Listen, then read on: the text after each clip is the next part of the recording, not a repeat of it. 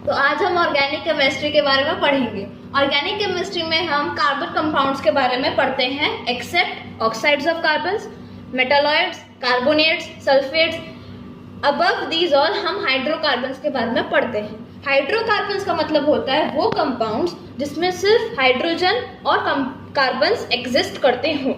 तो इस टॉपिक में कुछ बेसिक कंपाउंड्स हैं जिनके बारे में हम पढ़ेंगे आगे चलकर, वो जो कि है methane, propane, butane, ethane, pentane, hexane. तो ये जो सीरीज है हमें इसी सीरीज में बाय हार्ट करना बहुत इंपॉर्टेंट है, क्योंकि इन पर क्वेश्चंस आते हैं बहुत, ठीक है, और आगे जाके भी हम लोग को ये बहुत हेल्प करेगा। और हमें इस सीरीज में हमें बहुत चीज़ों का ध्यान रखना है, वो की है स्पेलिंग और प्रोनाउंसिएशन, क्योंकि इनके भी कंपेनियंस हैं। फिर हम अब पढ़ेंगे कि मीथेन, प्रोपेन, ब्यूटेन ये सब होते क्या है। तो बेसिक ऑर्गेनिक गैसेस जो है वो है मीथेन, प्रोपेन और ब्यूटेन। इसको हम ऑर्गेनिक गैसेस बोलते हैं, ठीक है। प्रोपेन, ब्यूटेन और इथेन को हम कुकिंग गैस बोलते हैं। कुकिंग गैस मतलब कि जो हम लोग के सिलेंडर्स आते हैं घर में, एलपीजी वगैरह वो सब। और फिर उसके बाद है ये पेंटेन और हेक्सेन, इसको हम लिक्विफाइड गैस बोलते हैं, मतलब कि जो मॉडर्न सिलेंडर्स होते हैं वो सब। इसमें हम एसिड्स के बारे में भी पढ़ते हैं, जो कि है फॉर्मिक एसिड, कार्बोक्सिलिक एसिड। सिर्फ यही दो एसिड्स हैं जो हम इस टॉपिक में पढ़ते हैं, ठीक है। अब मैं हाइड्रोकार्बन्स के ऊपर आती हूँ। हाइड्रोकार्बन्स दो पार्ट पे होता है, saturated hydrocarbons, unsaturated hydrocarbons. Saturated hydrocarbons मतलब carbon to carbon single covalent bond, मतलब कि अल्केन्स। अब सिंगल कोवैलेंट बॉन्ड क्या होता है? ये एक बॉन्ड है, ये एक बॉन्ड है, ये एक बॉन्ड है, तो हम इनको सिंगल कोवैलेंट बॉन्ड बोलते हैं। तो अब ये जो स्ट्रक्चर है ये फॉर्म कैसा हुआ हम वो देखेंगे। तो हम लोग को पता है कि कार्बन का इलेक्ट्रॉनिक कॉन्फ़िगरेशन क्या है। 4, लास्ट में 4 आता है ना, तो मतलब कि हमें कार्बन को सेटिस्फाई करने के लिए 4 सिंगल कोवैलेंट बॉन्ड्स लेने पड़ेंगे, जो कि हमने लिए हैं 1, 2, 3, 4। अब हाइड्रोजन को सेटिस्फाई करने के लिए हमें एक मॉलिक्यूल और चाहिए होता है, तो इसीलिए कार्बन हाइड्रोजन को सेटिस्फाई कर सकता है, इसीलिए हमने ये एक फॉर्मूला बनाया है। अब जैसे कि हम जानते हैं मीथेन का फॉर्मूला होता है CH3। H3 मतलब कि हाइड्रोजन 3 होता है, तभी जाकर कार्बन हाइड्रोजन को सेटिस्फाई कर सकता है, क्योंकि कार्बन के लास्ट में 4 इलेक्ट्रॉन्स होते हैं, तो इसीलिए कार्बन हाइड्रोजन को सेटिस्फाई कर सकता है। अब अगर हम यहाँ पर तो बेसिकली क्या होता है, यहाँ पर H होता है, इसके चारों तरफ हम लोग लगाते हैं जब कोवैलेंट बॉन्ड करते हैं। तो अगर तो समझ जाइए कि हम यहाँ पर H को हटा के हम यहाँ पर C लिख दिए और एक ऐसा हम एक बॉन्ड बना दिए। तो हमें सबसे पहले ये देखना पड़ता है कि हम जो इलेक्ट्रॉनिक कॉन्फ़िगरेशन है कार्बन का वो सेटिस्फाई हो रहा है या नहीं। तो हम लोग को 4 कोवैलेंट बॉन्ड चाहिए, तो 1, 2, 3, 4।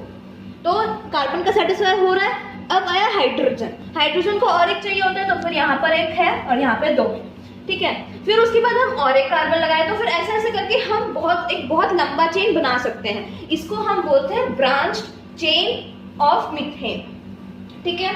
तो ये था सैचुरेटेड हाइड्रोकार्बन्स। तो इसको हम बोलते हैं अल्केन्स, ठीक है। जो मैंने आपको यहाँ पे बताया था मीथेन, प्रोपेन, ब्यूटेन, इन सबको बोलते हैं अल्केन्स, ठीक है। फिर उसके बाद हम पढ़ते हैं अनसैचुरेटेड हाइड्रोकार्बन्स।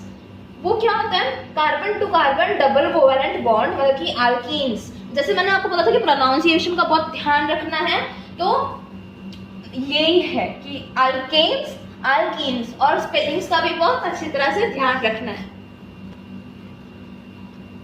ठीक है। तो बेसिक स्ट्रक्चर है इसका ये। तो जैसे कि मैंने आपको बताया था कि कार्बन का 4 इलेक्ट्रॉन्स होता है उसके आउटरमोस्ट शेल में, ठीक है। तो हम यहाँ पर देख रहे हैं कि 1, 2, 3, 4, तो कार्बन सेटिस्फाई हो गया। तो अब ये देखना है कि हाइड्रोजन को अपने इलेक्ट्रॉन्स मिलते हैं कि नहीं, कि कार्बन उसे डोनेट कर रहा है कि नहीं, ठीक है। तो यहाँ पे कार्बन है, यहाँ पे हाइड्रोजन है, यहाँ पे भी हाइड्रोजन है और यहाँ पे भी 2 है, ठीक है। तो जैसे कि 4 होने चाहिए हाइड्रोजन, तो वो भी 4 हाइड्रोजन है। जैसे कि मैंने आपको बताया था कि हम लोग यहाँ पर H को हटा के हम और एक भी C डाल सकते हैं, कार्बन डाल सकते हैं, कार्बन एटम, और हम लोग यहाँ पे भी हाइड्रोजन लिख सकते हैं। तो यहाँ पर भी ये सेटिस्फाई कर रहे हैं 1, 2 3 4। बस इसमें हमें ये ध्यान रखना है कि ये डबल कोवेलेंट बॉन्ड होता है, मतलब कि हमें ये ऐड करना बहुत जरूरी है, ठीक है। फिर उसके बाद हम पढ़ेंगे अल्काइंस, ठीक है। मैंने आपको बताया था अल्केन्स के बारे में, फिर उसके बाद अल्कीन्स, फिर उसके बाद अल्काइंस के बारे में। ये होता है कार्बन टू कार्बन।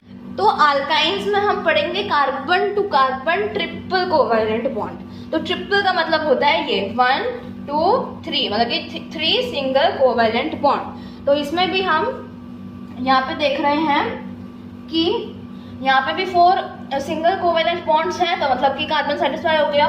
तो यहाँ पर H भी है, तो हाइड्रोजन को भी इलेक्ट्रॉन्स मिल रहा है। तो यहाँ पर भी हम यहाँ पे और एक C लगाकर और एक बार हम ऐसे H लिख सकते हैं, फिर उसके बाद और एक C लगाकर हम और एक H लिख सकते हैं। तो ये एक चेन बल्कि कंटिन्यूस है, ठीक है ना, हम कहीं भी इसे रोक नहीं सकते। तो अब हम पढ़ेंगे ब्रांच्ड स्ट्रक्चर और कंडेंस्ड स्ट्रक्चर के बारे में। तो मैंने ब्रांच स्ट्रक्चर बताया था कि ये कैसा होता है। तो ये है मीथेन, इसका ब्रांच स्ट्रक्चर पहले हम देखेंगे। यहाँ पे 4 सिंगल कोवेलेंट बॉन्ड है। सिंगल कोवेलेंट बॉन्ड क्यों है? क्योंकि ये एक अल्केन है, ठीक है। तो यहाँ पर 1 2 3 4 हाइड्रोजन है, ठीक है। अब हम कंडेंस स्ट्रक्चर में देखेंगे कि यहाँ पर मैंने यहाँ पर H3C और ये कंडेंस स्ट्रक्चर लिखना कैसे, ठीक है। तो मैं अब जैसे कि मैंने डिवाइड कर दिया ऐसे, ये मैंने ऐसे डिवाइड कर दिया, ठीक है। तो फिर क्या अगर हम यहाँ से लेफ्ट हैंड साइड से ऐसे देखेंगे तो सबसे पहले क्या आता है? H मतलब कि H3 आ गया पहले तो, ठीक है। फिर उसके बाद C आया तो H3C लिख दिया, ठीक है। फिर ये लास्ट में ये बच गया, ठीक है। तो हम इसको कैसे लिखेंगे? ये सिंपली जैसे है हम वैसे ही लिख देंगे, सिंगल कोवेलेंट बॉन्ड डालकर H लिख देंगे। तो ऐसे बनता है condensed structure with the help of branch structure, जिसको हम ग्राफिकल स्ट्रक्चर भी बोलते हैं, ठीक है।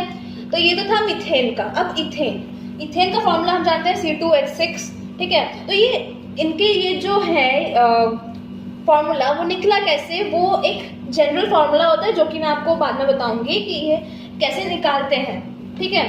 तो इसको भी हम डिवाइड कर देते हैं। H3C मिल गया, ठीक है। फिर हम लोग का यहाँ पे सिंगल कोवेलेंट बॉन्ड भी हम डाल दिए, एज इट इज हम लोग करना है। फिर उसके बाद यहाँ पर आया C, और पहले यहाँ पर अब यहाँ पर पहले आता है कार्बन, ठीक है। तो हम पहले यहाँ पर कार्बन लिखे, ठीक है। फिर उसके बाद आता है 3 हाइड्रोजन, तो इसीलिए हम फिर यहाँ पे ये CH3 हो गया। तो ये हो गया इथेन का कंडेंस्ड स्ट्रक्चर, ठीक है। फिर उसके बाद प्रोपेन का है C3H8, मतलब कि कार्बन 3 होंगे और हाइड्रोजन 8, ठीक है। तो यहाँ पर अब लेफ्ट हैंड साइड से हम फिर से देखेंगे कि पहले यहाँ पर हाइड्रोजन 3 आ रहा है, तो हमने यहाँ पर H3 लिख दिया। फिर यहाँ पे कार्बन आ रहा है, तो हमने कार्बन, तो यहाँ पर हम C3H8 है। तो यहाँ पर सबसे पहले हाइड्रोजन 3 आता है तो H3C हो गया, क्योंकि कार्बन फिर यहाँ पर एक ही है, ठीक है। तो हम लोग को ये भी ध्यान रखना है कि इससे हम लोग को ये भी पता चल जाता है कि हम लोग का ब्रांच स्ट्रक्चर होगा कैसे, ठीक है। ब्रांच स्ट्रक्चर की वजह से हम कंडेंस स्ट्रक्चर अच्छी तरह से बना पाएंगे।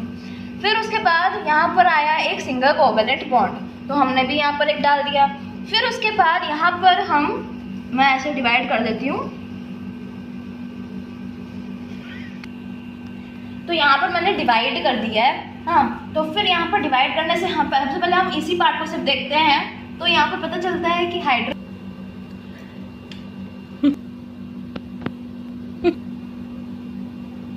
तो ये सारे भी उसी प्रोसेस से होंगे। तो मैं आपको ये फॉर्मूले से इसका लिंक बताती हूँ। यहाँ पे जैसे कि C3 है, ठीक है। तो यहाँ पे भी कार्बन हम देख सकते हैं कि 1 2 3, तो हमने कार्बन भी 3 ही लिए हैं, और H8 है, तो फिर यहाँ पर हाइड्रोजन भी 8 है, ठीक है। तो हम इसी का प्रोसेस जैसे कि मैंने डिवाइड कर दिया है, तो ये बहुत ईजी हो जाता है हमें ये कंडेंस स्ट्रक्चर निकालने में। तो 4H10, तो यहाँ पर कार्बन 4 है और H10 है, तो यहाँ पे भी हम वैसे ही डिवाइड। तो अब हम रूट वर्ड्स और तो कंपाउंड्स के बारे में पढ़ेंगे। ये हमें बाय हार्ट करना होता है, ये बहुत इंपॉर्टेंट होता है।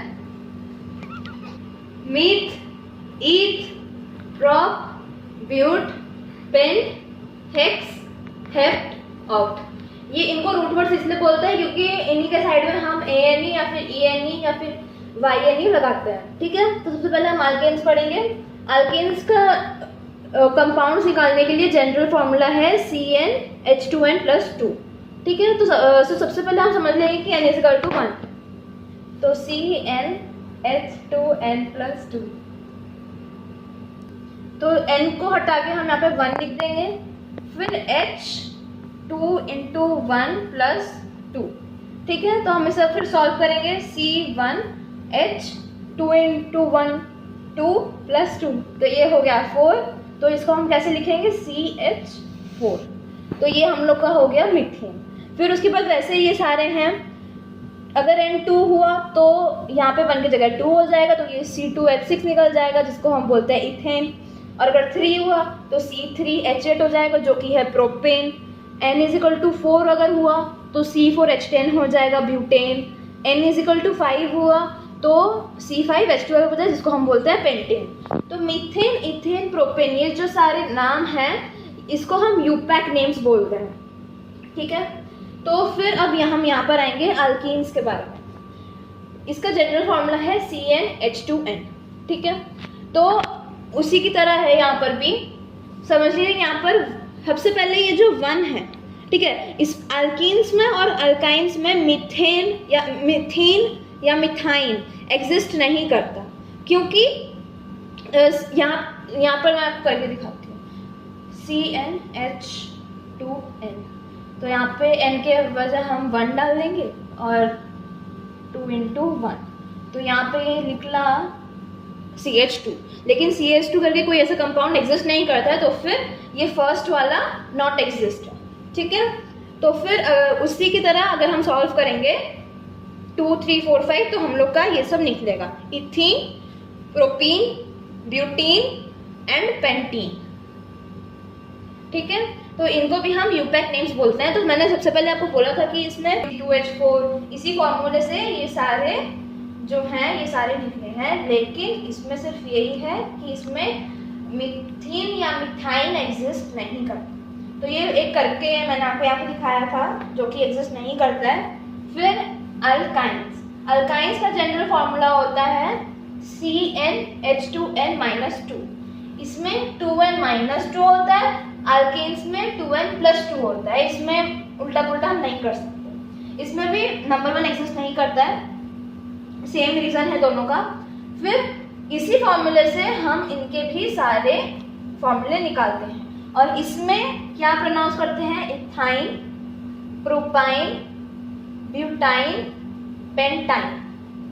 तो यहाँ पर मेरा ये एक टॉपिक ऑर्गेनिक केमिस्ट्री का खत्म होता है।